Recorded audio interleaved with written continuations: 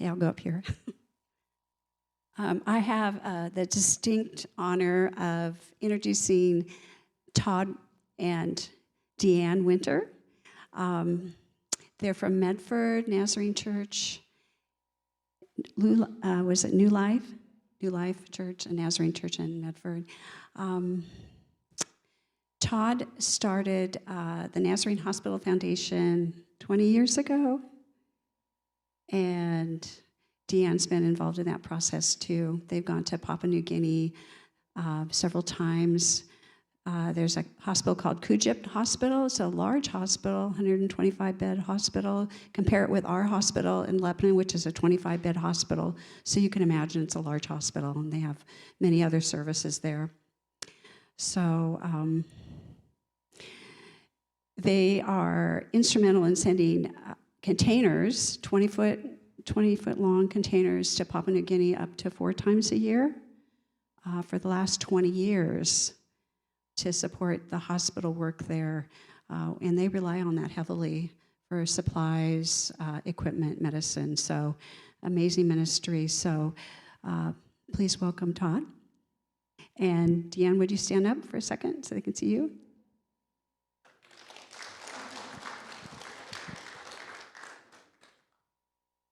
You're going to show a video to start out with? Yeah.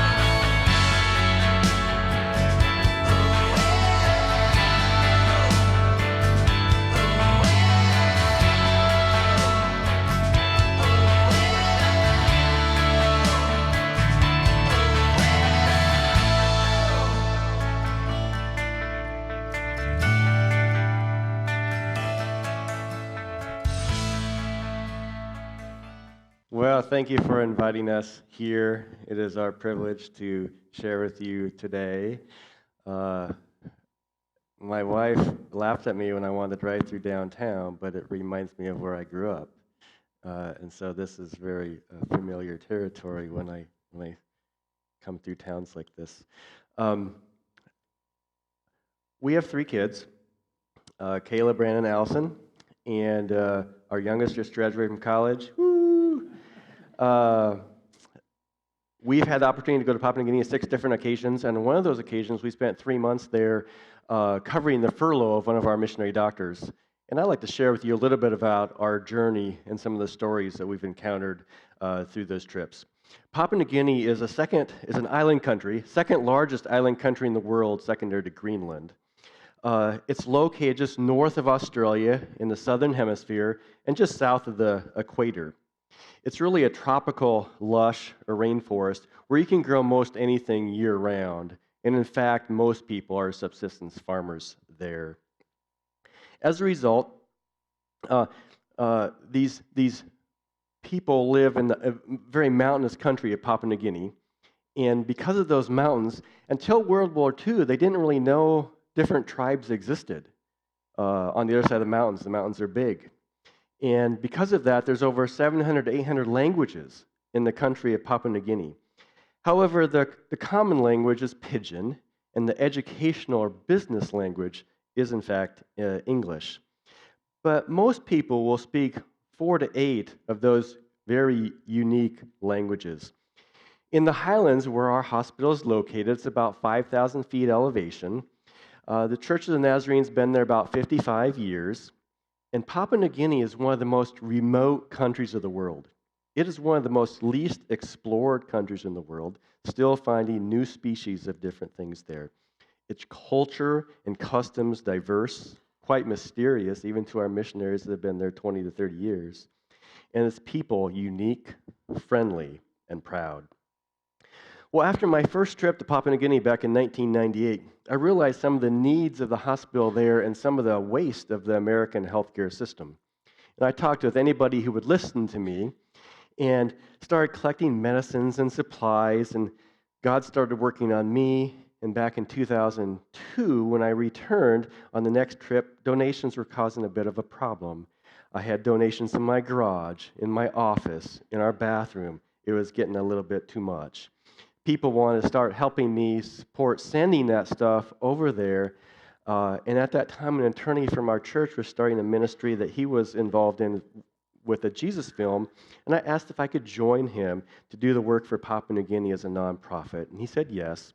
And in 2003, Nazarene Hospital Foundation was organized. Nazarene Hospital Foundation exists to support the ongoing work of the hospital through collections of medicines, supplies, and equipment, and shipping them on ocean-going containers 3 to 4 times per year. Now, I remember vividly sitting in this outpatient department room with Dr. Bill McCoy.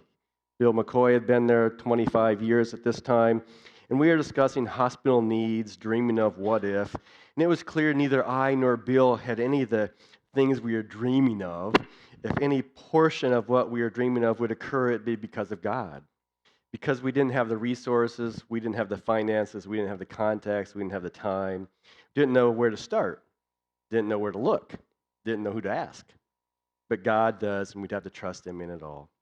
And since then, we've shipped over 50 20-foot containers valued at over $50 million to the hospital. The benefit of doing that is every patient that walks in the door gets prayed for and presented the gospel of Jesus Christ. So as we're able to supply the hospital, they're able to see an increasing number of patients. So do they take care of their physical needs? The answer is yes. Do they help a lot of people in their physical health? The answer is yes. But that's not the goal. The goal is by doing so to present the gospel of Jesus Christ. And as we provide more supplies, more people come to the hospital, more people are presenting the gospel, and more people are going to be in heaven with us. Well, you know, when we were going over there for 3 months, I knew that I was going to have to learn Pidgin in order to really work there for 3 months, because I wasn't going to get a translator with me for those 3 months' time. And so before our trip, I was studying Pidgin and phrases and words, and you know, when you get there, that's not the way they talk. And so I had a nursing friend who spent the first 2 weeks with me and helped me with, oh, this is the word you should use, not that one. Nobody says that. And this is the phrase you should use. And I got increasingly proficient in medical Pidgin. Now, don't ask me any sort of Pidgin words outside of medical Pidgin, because I don't know. But medical Pidgin I became more efficient at. And I just want to share with you a little bit of what that was like. So in the outpatient department, I had an exam room, and there'd be a bunch of people on a bench. And I would go out and receive the next person in line, and they'd come into the exam room, and I'd ask them, you feel him sick? Yes, me feel him sick. Me got koos, cough. Ah, you coughing up white plasusu or yellow plasusu? No, me coughing up blood. Ah, me got bros pain, chest pain. Me short wind, short of breath. Okay, do you got bell pain? No got. You got pek wara, diarrhea? No got. You piss all right? Yeah, me piss yellow. Me skin hot, me losing skin. I got a fever and I'm losing weight. That's a typical patient with tuberculosis. And saw a lot of tuberculosis patients. I was in charge of the tuberculosis ward for the 3 months that we were there. And that was a lot of fun to really get to know those patients. Another thing that's really important, if you're going to go to another culture and you're going to interact with them and you hope to share Christ with them, you'd really like to understand the culture and what's going on there and how people talk and respond and how they think, their worldview. And that really impacted the patients that we saw at the hospital, the reasons they were there, and how you interact with them. And so I just want to share with you a couple things about Papua New Guinea culture that are a little bit different than U.S. culture. And one is it's a very male-dominated society. Women are not thought of very highly. In fact, probably not at all. And men are dominating the society, and one of the results of that is polygamy. So the more wives they have, the more power they have. And one of the consequences of that is sexually transmitted diseases is very common there. And one of the complications of sexually transmitted diseases can be pelvic inflammatory disease. Pelvic inflammatory disease is generally when the infection gets into the fallopian tubes and causes scarring, and in young women then who release an egg from their ovary gets stuck in that fallopian tube. If it gets fertilized there, it can develop an ectopic pregnancy. Now, in the U.S., I've been working for 25 years, and I've had 2 cases come to my office in that period of time. And what I've done there is I send them to an ultrasound technician who performs an ultrasound. In Papua New Guinea, that was me. And then that ultrasound gets read by a radiologist who has 5 years of experience reading ultrasounds that I don't have in Papua New Guinea. I was the radiologist.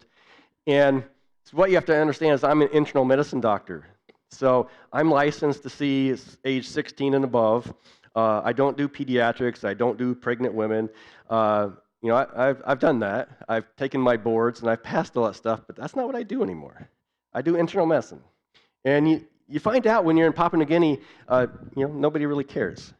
You're a doctor and you're the most educated person to take care of that problem at this moment. And so I would do that ultrasound, and in my opinion, when you look at an ultrasound, you see a bunch of squiggly lines, and if you hallucinate just right, you can see something that you think might be there. And I've become increasingly proficient in hallucinating during my time there and would detect pelvic pregnancy or ectopic pregnancies about once a week there. Another thing we saw often had to do with this idea of compensation, revenge. They're a culture where they want to maintain equal relationships.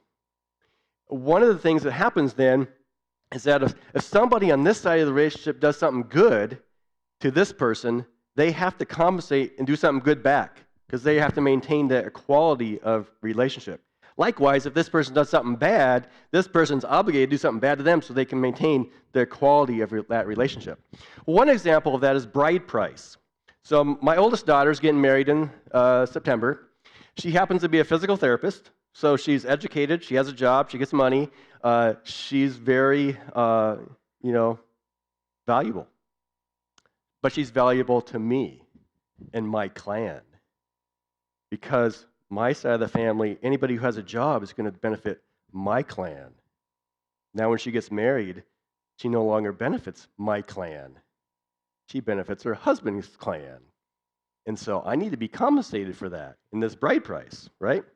And so they're going to pay in cash, they're going to pay in pigs and chickens and cassowaries like ostriches. And that value is going to be based upon the value of my daughter because she's now going to go live with this family and support them and benefit them, and I no longer have any value from her. But we got to equalize that relationship when that loss comes. Another place where that comes into play, though, is in domestic violence, warfare. When you have 8 wives, they don't necessarily get along, and everybody, it's a tropical rainforest, so they all have machetes. And they're always constantly chopping the rainforest down to, not have big trees and everything. And so, even the little kids have machetes that are bigger than they are walking around. And when somebody gets mad, they tend to use the machete. And we call those chop injuries. And they can be pretty violent. Well, I'm on call one night, and as typical when you're on call, both in the U.S. and in Papua New Guinea, you get a call somewhere between about 2 and 4 a.m. Typically it's in the midst of your best sleep that you get woken up, and this is the typical. It was about 3 o'clock that morning, and when I received those calls, usually it was a nurse on the other end, so this is nurse so-and-so, and I have patient X, Y, and Z, and this is what's happening, and what do you want me to do? And this time I got the phone call, and they said, Dr. Todd, you need to come right away. Never received a phone call like that before, so I immediately got out of bed and walked quickly the quarter mile to the hospital. And I walked through the doors of the ER, and as I walked through those doors, there's a man on a gurney right here. And the man on the gurney is outstretched like this. His arm is covered with a towel, dripping blood, and he's like this, being held down by two big guys, and he's screaming. And so I walk up and lift up the towel and see that 3/4 of his wrist had been severed off. It just barely hanging and a lot of blood dripping. Well, right about as I saw that, I heard this in typical Papua New Guinea fashion. A Toyota pickup comes screeching up to the ER, and in typical fashion, about 15 people get out of the Toyota pickup. Now, the first man to the ER door didn't even look at that man and I, who was standing right next to him, and walked through these doors over here into a waiting room. And when he did that, 2 other guys come quickly after him, and all I heard is yelling, screaming, and punching. And, of course, my immediate thought was, security, security. In our ER, you can't get through the doors into the ER unless you have a good reason. And if you get through those doors and you're causing any trouble, you're going to be escorted past those doors really quickly. But there's no security at the hospital, right? And so I'm looking at the ER nurse and thinking, what are they saying? What are they doing? Well, he didn't speak their language, so he didn't know. Obviously, I didn't know. And so my next thought is, well, that's my next patient. And this night is becoming longer. Well, that kind of settled down. The 2 men were doing the punching, came back to that door, and the man that was inside said something. Don't know what he said. But those 2 guys went back and started hitting them some more. And what do you do, right? Quieted down again. Those 2 guys came to the door. Wouldn't you know it? What do you think that guy did? He said something.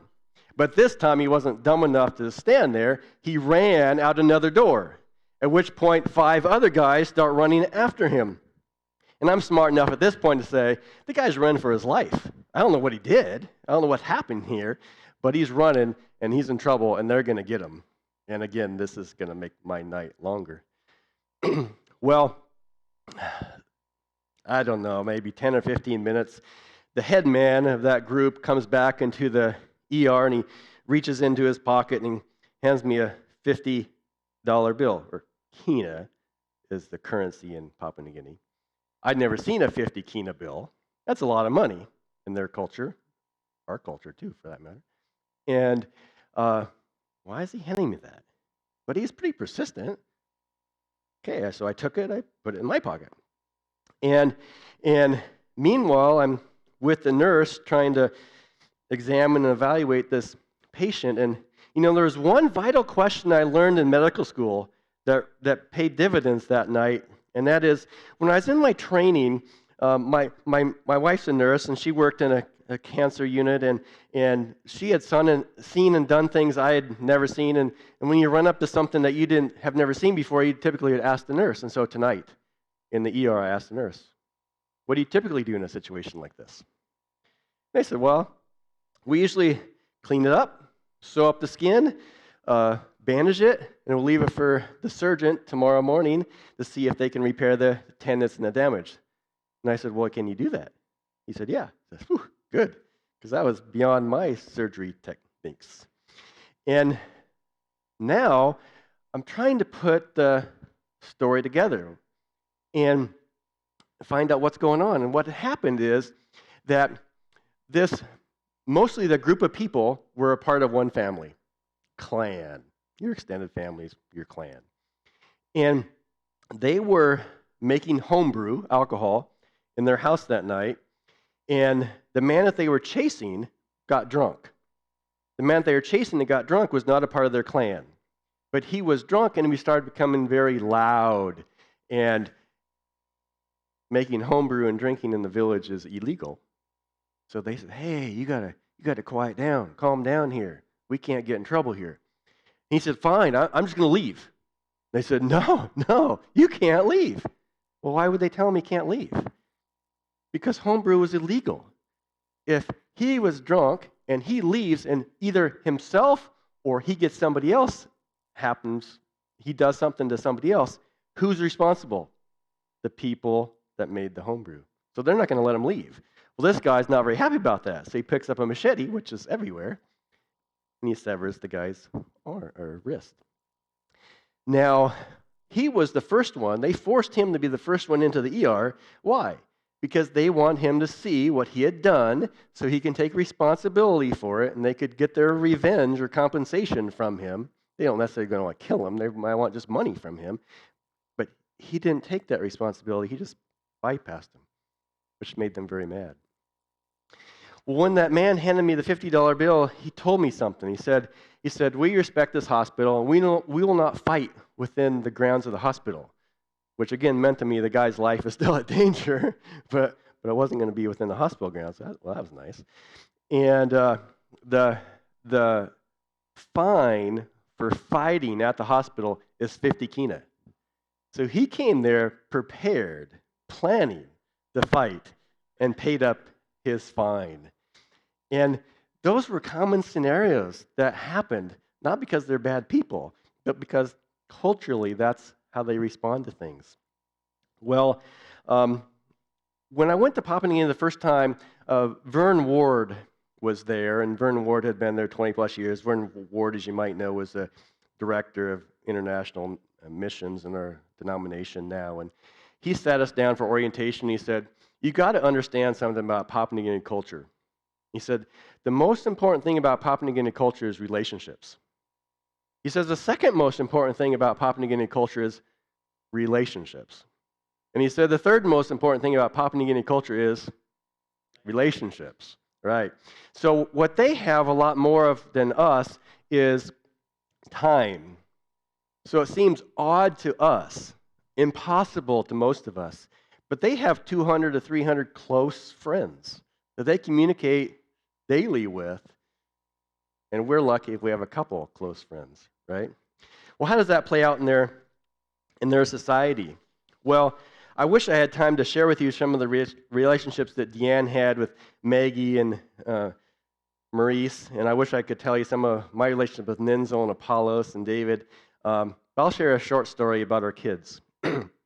We were at a bush home, and we were interacting with them throughout the afternoon and evening, and we noticed our kids were playing games with their kids. And when we were there that day, we were inside their bush, kunai grass hut, dirt floor. There was a chair, as I recall, but there was nothing on the walls. There was nothing other than dirt on the floor.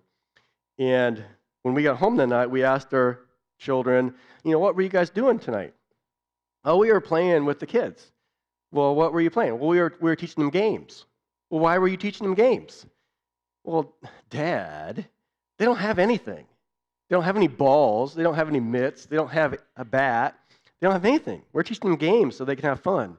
And our kids really saw that. And it was really impactful for them. And even today, that still influences their lives, relationships. One of the things that people will ask me is, "Well, that's all good and fine, Todd. I'm glad you had a great time. But what's God doing in Papua New Guinea?" And God's doing some great things in Papua New Guinea. One of the things is that they have a Bible college in Papua New Guinea. And when we were there, we were at District Assembly, like we were yesterday. And they had 30 ordained ministers at District Assembly, and we were there, and 48 district licenses. But what's really unique about that is that they ordained the first women in Papua New Guinea. And you know who the general superintendent who was that ordained them? A woman. You think that meant anything to their culture? It was huge. It was huge. The Teachers College. So they have a Christian-based educational system that teach teachers, educate teachers. They have a nursing school. To get into the nursing school, you have to be a 12th grade graduate. To be a 12th grade graduate in Papua New Guinea already places you at the top 5% of the country. Now they have 300 applicants for 30 positions. The nursing students are bright, bright students, Christian-based nursing education. Now these Bible scholars graduate, teachers college graduate, nursing school graduates, they go out all over the country. And as these Christians are going out throughout the country, they're developing increasing leadership positions within the country, within the government, and influencing people for Jesus. You see, in a place where there's no hope for most people, and they find they have nothing and they find Jesus, who do they share it with? Their 200 to 300 closest friends. At the hospital, they document 70, 80 conversions every month. But that's an underestimation of what's really happening because of those relationships. Another question people ask me is, well, how has that impacted you, personally? And I want to end by sharing some of these things. First, it impacted me in that the life of a missionary is difficult, stressful, busy, and poor. It really changed my worldview. Living in the U.S., our beliefs are based upon what we've experienced, what we've heard, what we've read. That's not necessarily shared with people in Australia, New Zealand, Papua New Guinea. And it's not that their worldview is right and ours is wrong, or ours is right and theirs is wrong. It's just different. Just because their clothes aren't as clean as ours and smell differently than ours doesn't mean they don't value cleanliness. Just because they take baths in the river and they don't clean the same way that we do doesn't mean they don't value good hygiene. Just because they drink water that doesn't seem clean to us doesn't mean they don't value that clean water. And just because their homes look different than ours doesn't mean they don't value their home. Just because the life expectancy is less than ours with a high infant mortality rate doesn't mean they don't value life. I wish I could properly express what it's like to be in the delivery room with parents, grandparents, extended family, and watch their newborn baby die. He shouldn't have died. I wish you could have been there when the infant died in the pediatric ward and seen not only the parents and extended family cry and mourn the loss of this young child, but to look around and see a room of 50 adults, mother, fathers with tears in their eye. Death is real to them. It's no less important than it is to us. No less tragic, no less accepted. Contentment. What makes you content? Do I need the higher up position at work? Do I need to make more money? Do I need that bigger house? Do I need that newer car? What makes me content? For my faith in God grew with daily dependence upon Him because the diseases that I took care of, I could not handle. I didn't have the knowledge, the skills to do that. So I had to rely on Jesus. What's really important in life? A relationship with Jesus Christ, relationships with family and friends.